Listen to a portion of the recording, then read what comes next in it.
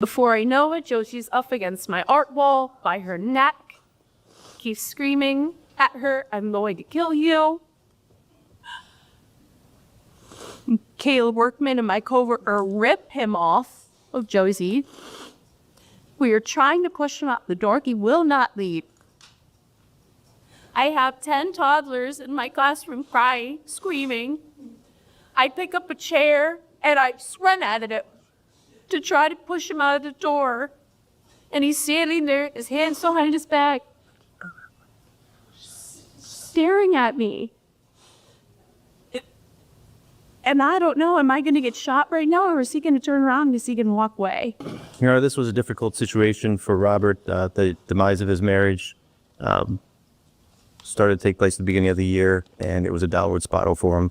And mentally, that's been very tough for him. They have 3 boys together, and that was his life for the most part. He did not handle the way things transpired. The police were called on numerous occasions because they were arguing, and they got to the point where the police needed to be called. And then it further went to this point where they had decided to separate and divorce. And given that situation with the 3 boys in his marriage, Robert did not handle that very well. He did start to go to counseling. However, he barely scratched the surface with that. That's something he intends to do, his mental health straight. Because he was not dealing with this stress in an appropriate manner. And that's why we are here, because he reacted very poorly to the situation. I know there's a discrepancy of the facts, but he did tell the police generally what he had done, though he did not say it as specifically or really as the witnesses did. But that is with most people. When they talk about their own wrongdoings, they take the edge off. But he did tell the police he went there, he did have the gun, he showed him where it was. And since then, he enrolled himself in counseling, though he still has a long road to go. His family is supporting him, and he has a place to stay with his mother. His employer is holding his job. And they've been doing that for a while. However, they're not entirely certain as to how long they'll be able to do that. But right now, he does have a job for the near future at the same place where he's joining. I believe he's making $44 per hour. With the availability of overtime. He's hoping to get back on track, get his bills and everything squared away so he's not behind on anything, to live with his mother, and to get back into his counseling, his mental health treatment, so that he can better himself. He is remorseful, he feels horrible about what he's done. He can't take it back, but those are some of the things that he has mentioned. He definitely misses his boys and is upset with himself for the fact that he didn't realize they were close by the daycare, but the fact that they were there close by, that he now knows, or knows after the fact, that has bothered him. It's something we talked about. But at this point, he just wants to get himself back on track and get himself where his head's on straight. We ask for community control, Your Honor. Okay, thank you. Mr. VM, what do you want to tell me before I impose sentence? Your Honor. Yes, that versus counsel for you. First, I want to apologize to my wife. I never intended to ever put my hands on her for essentially upsetting my family by not being the role model for my kids that I should have been. It has been a rough year for me. At the beginning of the year, I found out my wife was cheating on me. And then from there, after that, we had enrolled in marriage counseling to try to help get through it.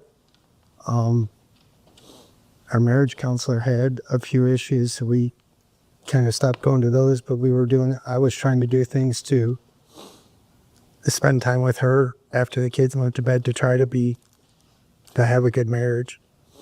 I thought things were starting to go better. She acted like they were.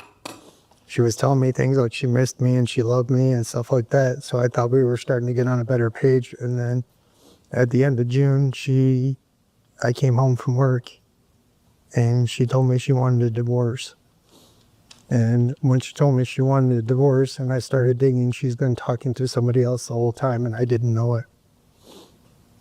I thought she had stopped talking to him. And from there, I had a hard couple days, and I started to get my head around it. And we had mutually talked and came up to an agreement that nobody at the house, nobody around the kids or anything like that, to try and be respectful to each other. And 2 days later is when she had her boyfriend at my house all day while I was at work and taunting me, saying that, basically telling me that I have no, it doesn't matter how I feel about it. She's going to do what she wants to. And when I went to the daycare to pick up the kids, I found out that she had him there too, which violated two things that we had just agreed on a couple days earlier. So on top of finding out that I'm getting divorced and my family's falling apart, and the last little bit of trust I had in her, she ripped that out too. And I overreacted. However, it was all under emotions and just feeling betrayed by somebody that I've loved for 7 years, fell head over heels in love with, and honestly, the first person I was truly in love with. I just wish that I could get out of here and prove to everybody, the courts, everybody, that I'm not a bad person. I just want to get back to work and help my kids grow up. I continue with counseling, get through this divorce, and try to provide for my kids and show my family that I'm not this failure.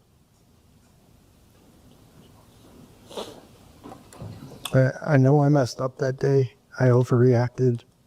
Well, why don't you tell me what you did? So on that day, I was at work and I found out that she had him at the house. We got into an argument on the phone, and I went to the daycare to pick up the kids. I had called them because she does have a history of alcohol abuse, which she's done some work on. And I didn't know if this was out of her being drunk or whatever. I called the daycare and asked them not to let her take them because she was acting irrational that day. And then they called. What did she do that you concluded she was acting irrational that day? Because before all this, we had 2 days prior, we just agreed, and she agreed that we wouldn't have anybody at the house, and she was basically making a mockery out of me on the phone. You perceive what was going on that day as her mocking you. Her mocking. So who was being irrational here? And I guess I was. Well, you told me that she was being irrational, and the irrationality was somebody was over your house that you didn't want to be there. I'm correct. And Okay. So go ahead from there. And so from there, I proceeded to go to the daycare, not expecting her to be there. When I got there, You weren't in there. Why did you call the daycare to tell them not to let her pick the kids up if you I was trying to get there. if you didn't expect her to be there? Why would you call them then? I was trying to get there before her, and I didn't know what kind of state she was in Okay. because she had him with her, Okay. and I didn't want my kids around him. Okay. All right, go ahead. And so when I pulled in, I parked behind her vehicle to make sure that she couldn't leave, and I did not know he was there at that point. Well, and your fear was that she was going to show up with him. Well, my fear was that she was going to take the kids. She had him with her at one point, so I didn't know that he was still with her. I want fully the kids. Hold on. You're telling me things that don't make sense. Okay. You didn't want her to pick up the kids, but you didn't expect her to be there. You saw him with her that day, but you didn't expect him to be with her. So you blocked the car in. Why? I blocked the car in so that I could take the boys with me because I didn't know what was going on with So that car was parked head in, blocked, and you came in behind it and parked? Yes, and then he exited the vehicle before I could get out of the truck and started threatening me. Threatening you how? Started balling up his fist and like shrugging and started moving towards me like he wanted to get into a fight. While you were still in your car? As I was opening the door to get out. Okay. And how close did he get to you? Probably within 10 feet. Okay, and then what happened? And that's when I had reached into the truck and grabbed my gun. Okay. And then what? And I pointed it at him to try to get him to move back. And what did he do? He essentially did move back and turned away from me, which is when I put the gun back in the truck, locked it, and proceeded inside to go get my kids. So I'm looking at Kayla Workman's statement.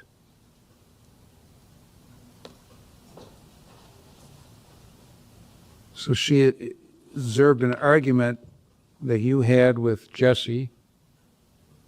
She noted that Jesse did not touch or approach Robert during the argument. She did not know who either man was until she was told after the fact. She only identified them as the first man who pulled up in the black truck and the man in the red shirt that was already in the lot standing next to her car. She witnessed the man who got out of the black truck yell at the man in the red shirt. The man who got out of the truck stopped yelling, walked to his truck, went inside, came back out holding a handgun.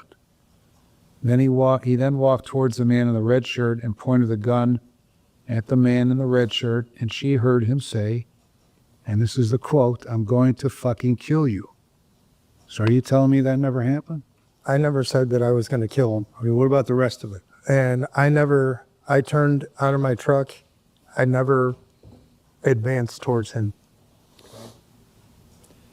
So then there's the next door unit, Maxim's, Angela Maxim, who works there.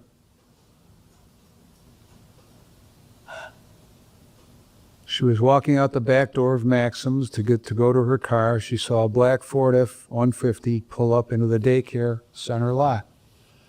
She observed a male get out of the truck and began yelling at a man in a red shirt who was already in the lot standing next to a car.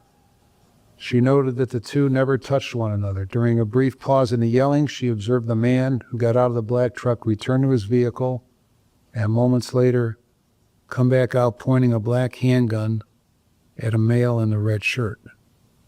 So that happened? I pointed a gun at him. Why would you point a gun at somebody who doesn't have a weapon threatening you? Because he is bigger than me and I felt threatened. I just worked 10 hours out in the sun. I was beat. Okay. All right. So what happened when you went into the daycares? When upon entering the daycare, I had seen my wife walking towards me and she gave me a look like, haha, I got you. All right. So the look that she gave you, you interpreted to be, haha, I got you. Yes. Okay. Now, was that irrational or was that rational? So that implies that you think she set you up somehow. Is that right? Yes. Okay. How did she set you up? She did all this to mentally abuse me. Okay. She's been doing this stuff to mentally abuse me for the past few months. She made me feel like we were actually going to be a great family. And then So what happened after she gave you the ha-ha look, I got you? I had turned and pinned her up against the wall. How did you do that? With my hands against her. I pinned her shoulders against the wall. You pinned her shoulders against the wall.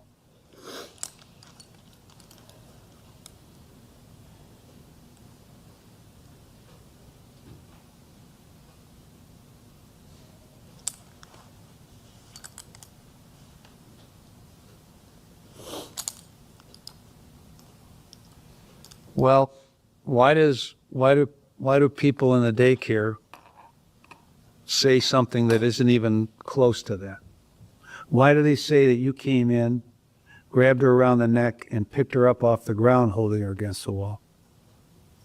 Sir, I do not remember ever picking her up. Okay, well, why are these people part of the plot to get you also? I don't know why they're saying it. I don't know if it looked that way. I do not remember ever picking her up off the ground. Okay. Okay, what else do you want to tell me about this? After that, I wanted to get away from the situation. That's why I went home.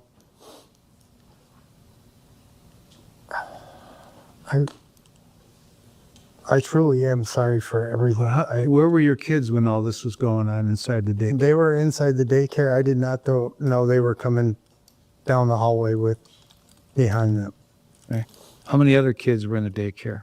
I don't know. Okay. All right, what else you want to tell me? I'm extremely apologetic. I know everybody wishes they could take back their actions. Up until this point, I've been able to control my anger for the most part. Obviously a vehicle is going to get me upset, but I'm not this monster that everybody's What perceiving. do you mean a vehicle is going to get you upset? Like trying to work on a vehicle or something, bolt not working or hit my finger or something. And the typical. But aside from that, I try to help people as much as I can. I try to be a good person.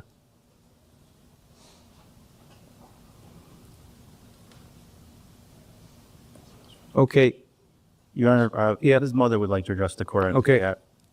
Tell me your name and tell me whatever it is you want me to know. My name's Billy Dion. I'm Robert's mother.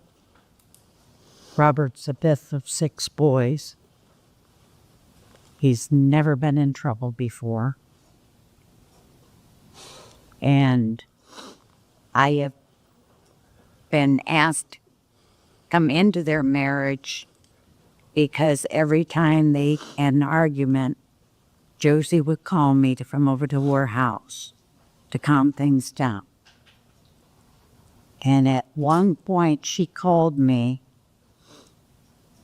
on one argument, and I went over there.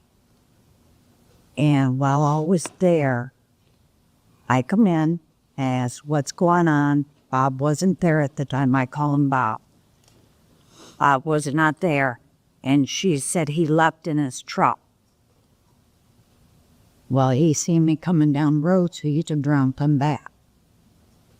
And at that point, he said, I wanted to just get away from it. I didn't want to argue. At that point, she comes out of the garage with a steak knife.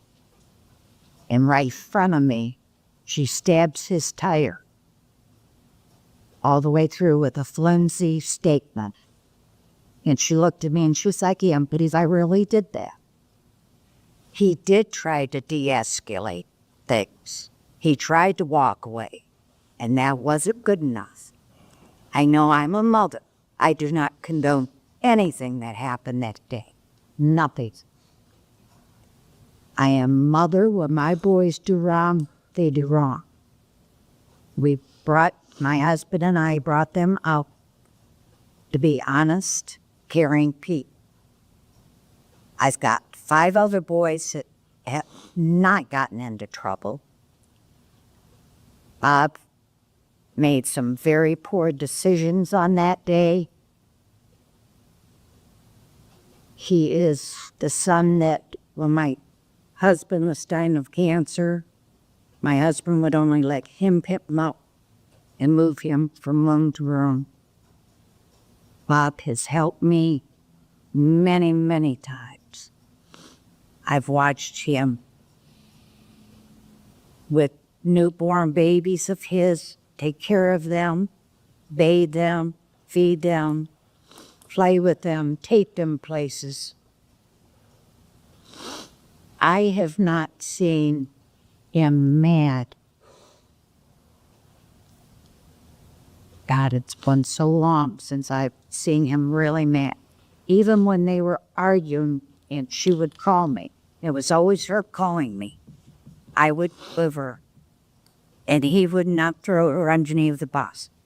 He would just say, we're arguing, it's done.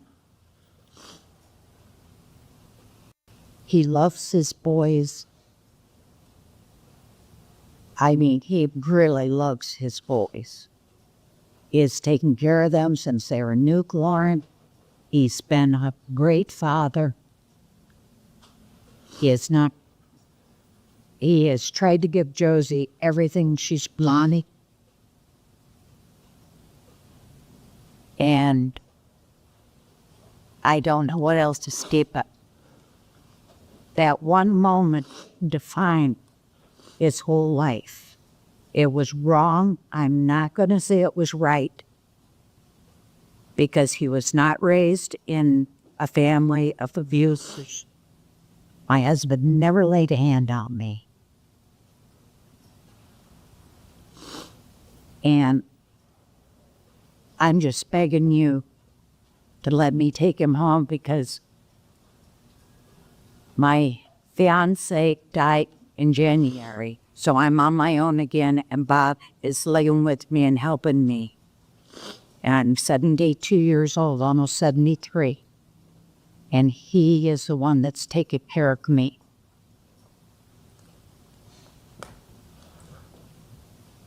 Thank you. Thank you. Thank you, Dilly. Nothing further. Splendid. And I don't know if any of the victims want to speak before. So what you say? Hi, I'm Julia Fall. I work at Dedicated Children Early Learning Center. I'm teacher to Robert E. Josie's children. They are in my classroom. I've known Tripsies. He was 6 weeks old, back from daycare camp. They spend a lot of time with their kids. A lot of my kids can get dinner at 6:30 in the morning, and they leave at 5:30. I know it. So sometimes I spend 54 hours a week with some of these kids, and especially Reese and Truppy. They often get picked up. This lady's popsicle, and they get pop. And they struggle a lot. These are kids that have struggled a lot with being rough physically. Saying when they were younger, they needed a lot of redirecting. I helped a lot to fix the behaviors that Robert has put onto them, taught them. The oldest, Miles, is struggling a lot because of him. Your kids don't miss you. They talk about daddy. Hold on. Hold on. Hold on a minute. Hold on a minute. Hold on. I want this directed toward the Mbusi Hannock, okay? I don't want you talking to him, okay? Yes. Go ahead. On the day of the incident, that was scariest day of my life. I work in the front of the building. I was in my classroom with 10 2-year-olds when this happened. The day of the incident, Robert called the daycare, and it was a little weird. He's never called to say, hey, I'm coming to pick up the kids early. Normally they get picked up at 5:30. He called, he said, don't let Josie take the kids. She's an alcoholic, don't let her take my kids. They're both on the pickup list. I'm not allowed to do that. So I call Josie and I say, hey, I'm being instructed not to let your kids leave with you. Are you coming to pick them up? Is everything okay? She comes, she gets there first, she picks them up, she's in a hurry, she grabs them. At this point, I don't know what's going on. Honestly, fear and a lot of moving fast, putting his shoes on, trying to get out the door. Before she can make it out the door, Kayla Workman comes in and says, there's a man outside in the parking lot with a gun, and he pulled it out, in front of my kids. At that point, Rob is already trying to get in. My co-teacher is holding the door, trying to hold him out, but he has a key fob. You can't keep him out. He has his hands on his back. He comes in.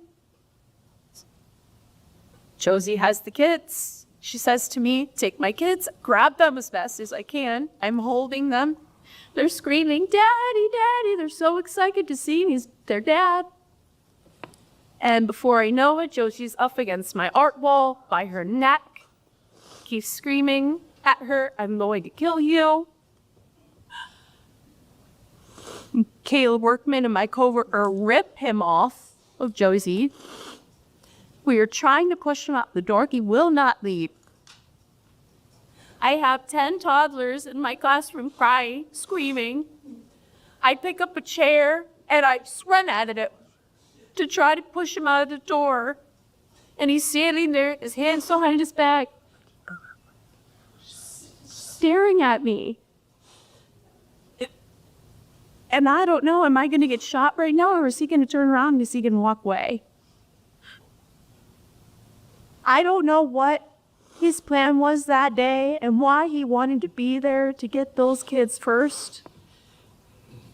But to call, to try to take the kids, to bring a gun, I don't know what he was going to do that day. But if he was irrational, he would have done anything to hurt her and hurt those kids.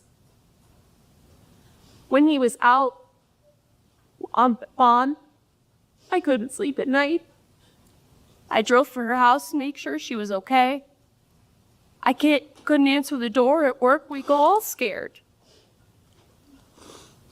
We had families threatening to pull for kids out of the daycare because they were afraid. We had to take down family photos in the classroom of him because his kids wouldn't stop pointing at them and pointing at the corner and say, Daddy did it, Daddy hurt Mommy. I have been babysitting them to help so that Josie could work. And it has been really hard to see the damage that has been done emotionally to the kids, to their home, to their safety and mind. I wish that this was being taken more seriously. I feel that it's not, because the daycare has not pressed charges. But it's a really big deal to bring a gun to daycare. And it's a really big deal to choke somebody in front of children like that. Or choke somebody at all, let alone in front of children. And I want to do whatever I can to make sure that he can ever come near that daycare again.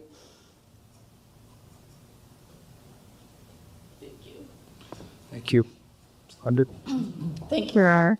One of the, I guess, couple of things that I would like to say, excuse me, sorry, but I don't know that I can say it better than any of them already have. I know that you receive victim impact statements as well.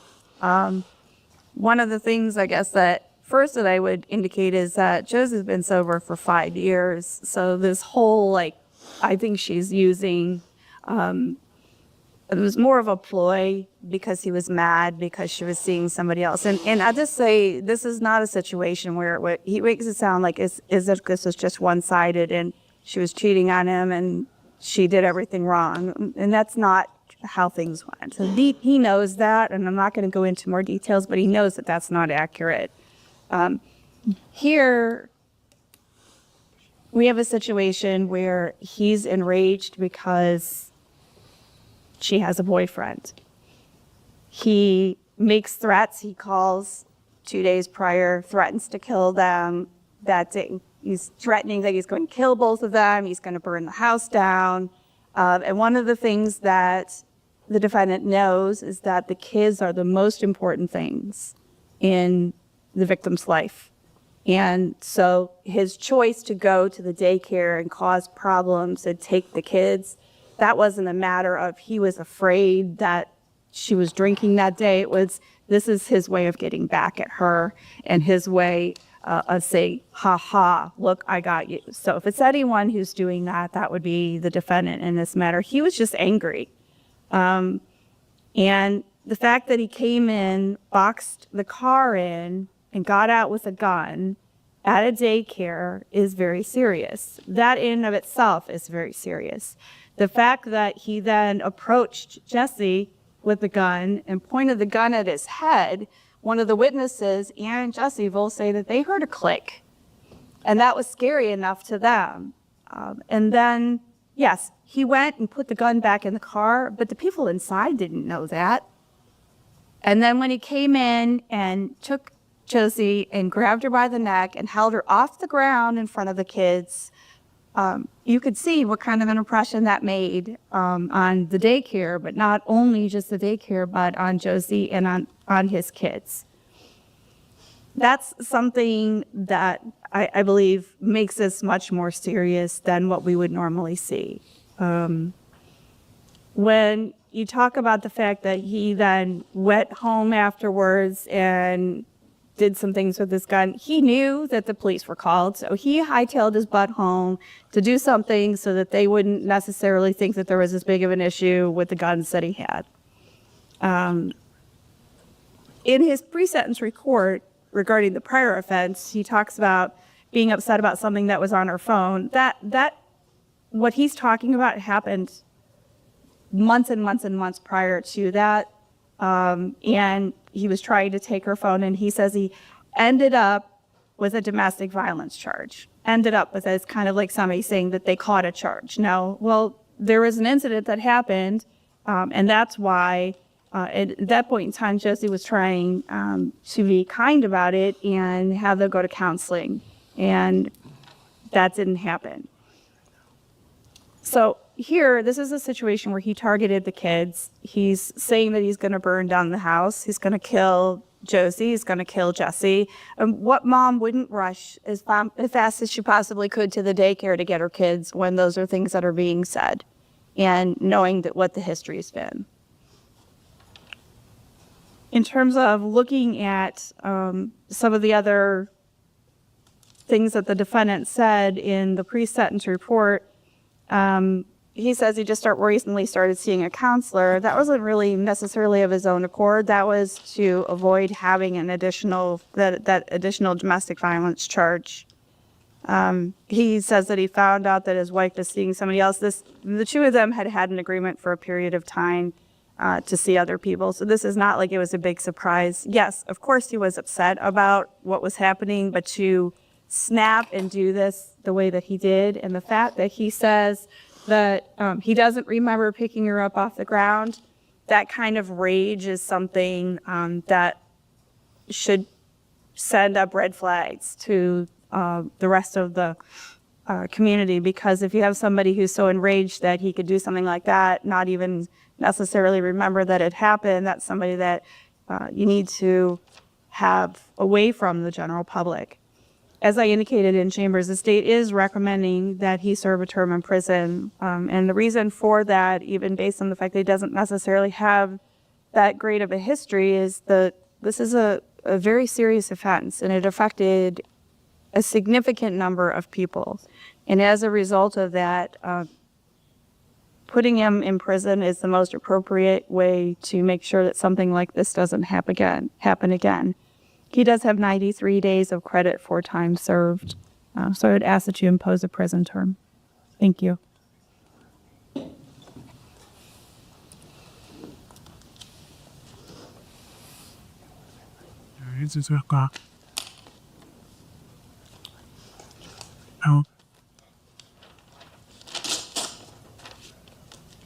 What is this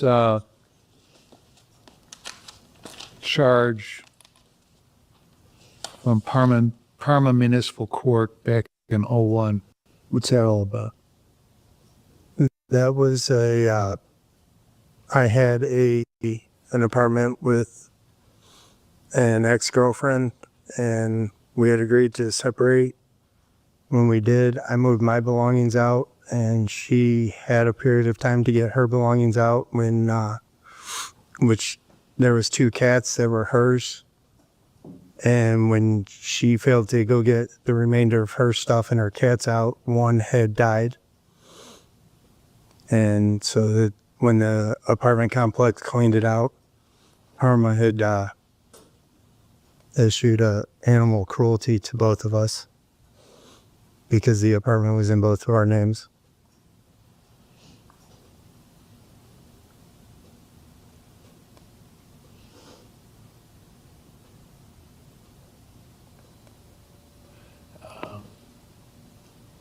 I don't really care about what the agreement was between the two of you about who could see who couldn't see who, when they could see him, when they couldn't see him. That's the stuff for the second and third floor to deal with, okay? I don't really care about that, okay? The problem here is that you have become so focused, completely, 100% focused on what you perceived was being done to you and why it was being done to you and how it was being done to you, that's all you cared about. Okay? And that drove your every action. Everything you did was revolved around what you perceived that she was doing to you and why she was doing it to you. Okay? Whatever the problems were between the two of you, take it up in divorce court. And I was trying to do that, girl. No, you weren't trying to do that. Because what you did was you told me a little while ago that because the cameras were turned off at your house and because you thought that he was over there at the house, that meant she was acting irrationally, and you didn't want her to get the kids because of her irrationality. That in and of itself, on your part, is irrational. So as a result, you called the daycare, and apparently that's a rarity, but you call the daycare and say, don't let her take kids. So you thought, obviously, that she was going there acting irrationally with him because she was with him. That's what you concluded, to go get the kids, and you didn't want that. Because of your agreement that you may or may not have had with her, which is irrelevant to this situation. Okay. So you're the one completely acting off the rails by the first thing you do is block that car in so it can't get out. Then you are the one that confronts him. And I don't, let's take out of it what you say and what he says. Let's just enter into it what the two people who don't know either one of you say happen. Okay. What that tells me is that you got out of the car pissed off approaching him. He probably barked back at you. Then you went back and got the gun and approached him and pointed it at him and maybe pulled the trigger and it clicked, maybe did, I don't know, okay? Before you even get to that point is bad enough that you go in your car and get a gun, come back out and point it at him. That's dangerous. You don't seem to think that's dangerous because you thought you were defending yourself against him. Well, the people who know nobody say the opposite. So you're dangerous. You've become dangerous because you've been engulfed in your self-pity and it's making you act irrationally. So you put the gun back in the car. You still got that car blocked in. You go in and the first thing you do is focus on her. You weren't there to get the kids. You were there to get her. Backing up a little bit, you did say you were going to fucking kill him. You did say that. Whether you want to admit it or not, you said it. And then you got in, you went right for her. You didn't go right for your kids. You didn't go up to the daycare personnel and say, "Can I have my kids, please? I want to take them." You barged in there like a madman, went after her, grabbed her around the neck and picked her up off the floor, holding her against the wall, only being stopped by two of these women that worked there that dragged you off of her. And the other one who picked up a chair to make sure you got the hell out of there, and they had to force you out the door. And you sit here and you pretend like you can't recall that. That all you did was push her on the shoulders up against the wall. So you can't, you're not being honest with me. Maybe you're not being honest with yourself. I don't know. But as a result of your actions, both outside and inside, you scared the living hell out of everybody that was there. Most notably, your kids. And every other kid that was there, and everybody else who worked there. And Josie. You scared the hell out of everybody. And you're dangerous. Okay? Because, you may only have this animal cruelty thing and this domestic violence that eventually was dismissed.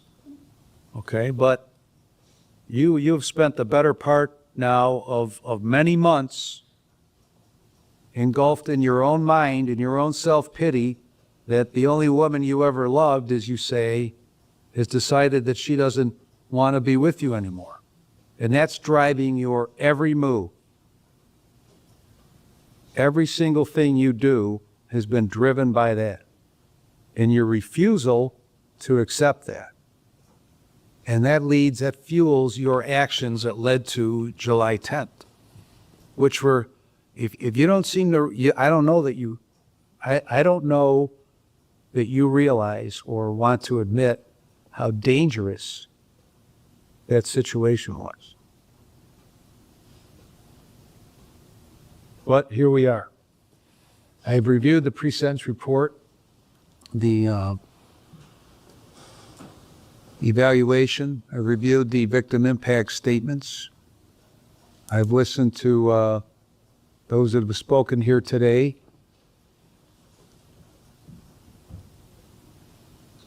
I've listened to Mr. Vian. I've listened to counsel. I have considered all the provisions in 29, 2911, 29, 2912, and 29, 2913. And based on the contents of all these documents, and based on your actions, I have determined that you are not amenable to community control. I'm going to sentence you on count 1 to 17 months in prison, count 2, 17 months in prison, and count 5, 180 days in jail. Those sentences will be concurrent to one another, and you will get credit for 93 days that you've already served. When you get out, you may be on post-release control for up to 2 years under the parole authority. If you are placed on post-release control, they'll place conditions on you. If you violate the conditions, the parole authority can return you to prison for up to 9 months for each violation, up to 1/2 of my sentence. If your violation is a new felony, you could get an additional consecutive prison sentence for the violation, the maximum of which is the greater of 12 months of the time left on post-release control. The remaining charges are dismissed.